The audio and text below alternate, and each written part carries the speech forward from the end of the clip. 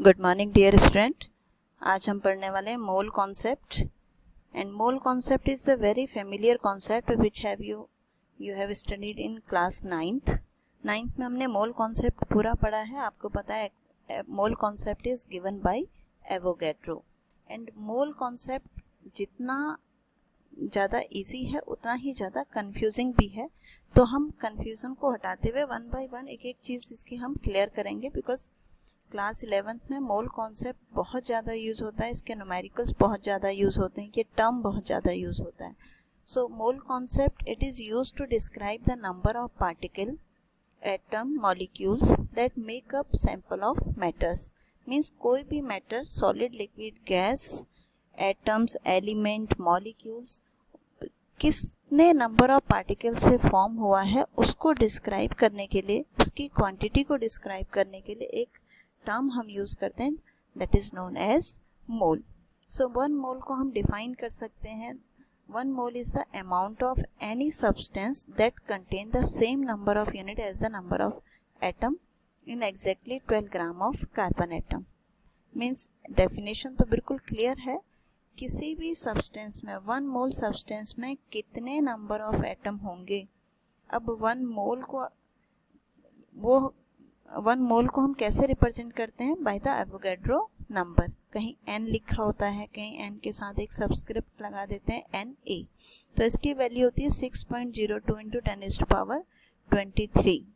6.02 into 10⁻23 units of that substance. Units of that substance का मतलब है, अगर हम ये कहें कि 1 मोल ऑफ सोडियम Na, तो Na में क्या होंगे? Na में मॉलिक्यूल्स नहीं हो सकता, Na में आयंस नहीं हो सकता, Na में क्या होंगे? एटम्स। तो 1 mole of Na sodium is equal to 6.02 into 10⁻23 atoms of sodium. 1 mole of H2O, H2O क्या है? एक मॉलिक्यूल है, कंपाउंड है, तो उसमें क्या होते हैं? मॉलिक्यूल्स होंगे, एटम्स या आयन नहीं होंगे। तो 1 मोल ऑफ H2O को हम क्या लिख सकते हैं? 6.02 इंटू 10⁻23 मॉलिक्यूल्स ऑफ H2O। इसी तरीके से अगर होगा 1 मोल ऑफ NaCl, तो NaCl इज ए कंपाउंड, उसमें एटम्स नहीं है, मॉलिक्यूल्स नहीं है, but it contain ion, Na positive ion and Cl negative ion. तो 1 मोल ऑफ NaCl में क्या होगा? 6.02 इंटू 10⁻23 आयंस। ठीक है, that is the concept of mole. अभी मोल कॉन्सेप्ट को हम यूज कर सकते हैं किसमें? आगे इसको हम यूज कर सकते हैं न्यूमेरिकल्स में, जब इसको हम ग्राम में यूज करेंगे। Avogadro number is the number of atom in 12 gram of carbon. 12 gram of carbon क्यों कहा गया है?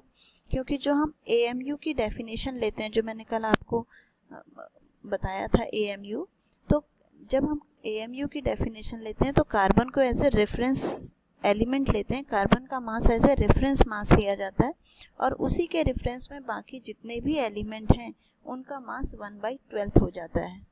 तो उसी के रेफरेंस में यहाँ भी हम एवोगैड्रो नंबर को कार्बन के रेफरेंस में ही लेंगे। तो न्यूमेरिकल वैल्यू इसकी कितनी हो गई? 6.02 इंटू 10⁻23।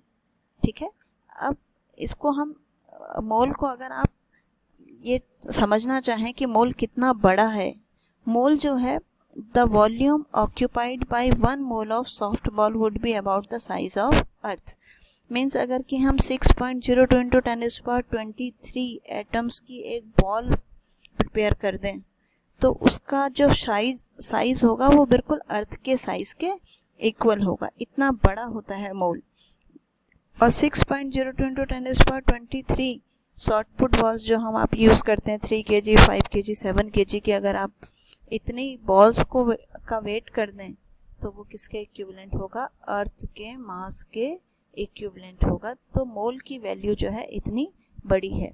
या एक सिंपल टर्म्स में कहें कि अगर किसी के पास 1 मोल के बराबर पैसा हो, 6.02 इंटू 10⁻23 रुपीज़ भी अगर उसके पास होंगे, तो अगर वो पर डे 1 लाख भी खर्च करेगा तब भी उसकी पूरी लाइफ में वो पैसा खर्च नहीं होगा। तो ये आपका मोल जो है वो बहुत बड़ी क्वांटिटी है, इसलिए पावर का आप बिल्कुल ध्यान रखेंगे 10 की पावर 23। मोल कॉन्सेप्ट में हमेशा पावर पॉजिटिव होती है। बाकी आपने बहुत जगह आप पढ़ेंगे, मोस्टली हम माइक्रो की बात करते हैं, हर जगह नेगेटिव पावर है, लेकिन जहाँ पे मोल एवोगैड्रो नंबर की बात आएगी, मोल की बात आएगी, तो वहाँ पे आपकी जो पावर होगी वो हमेशा पॉजिटिव होगी। ठीक है, तो यहाँ पे एक मैंने बिल्कुल एक छोटा सा माइंड मैप करके आपका बना रखा है, ताकि आपको 1 मोल को डिफ्रेंशिएट करने में थोड़ा सा आसानी हो। तो मोल्स क्या हैं? अगर मोल्स को हम मास के टर्म्स में ले लें, पहले मास के टर्म्स में लेते हैं।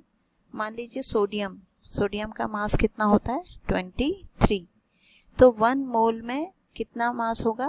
23 ग्राम। जो उसका मास है उसी को मोलर मास कहते हैं हम।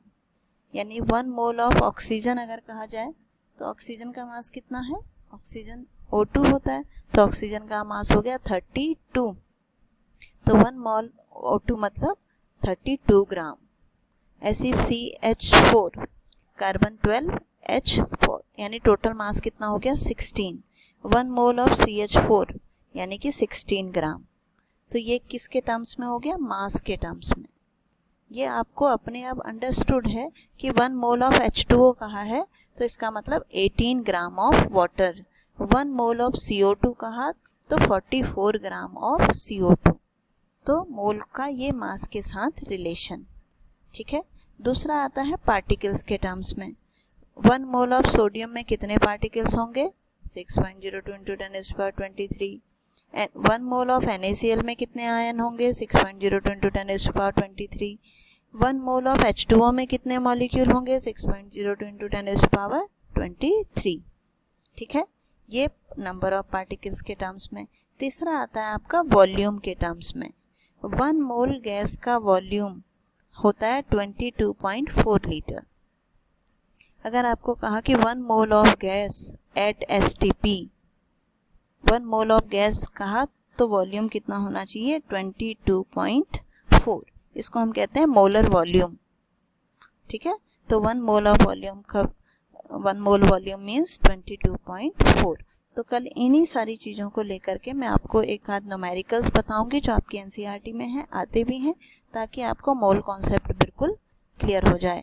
आपको नंबर ऑफ मोल्स निकालने, कैसे हम मोल्स निकालते हैं वो भी मैं आपको बताऊंगी। तो पहले सिर्फ मोल का आप एक बेसिक कॉन्सेप्ट समझ लीजिए। ठीक है, तो इसके न्यूमेरिकल्स हम कल करेंगे। Thank you.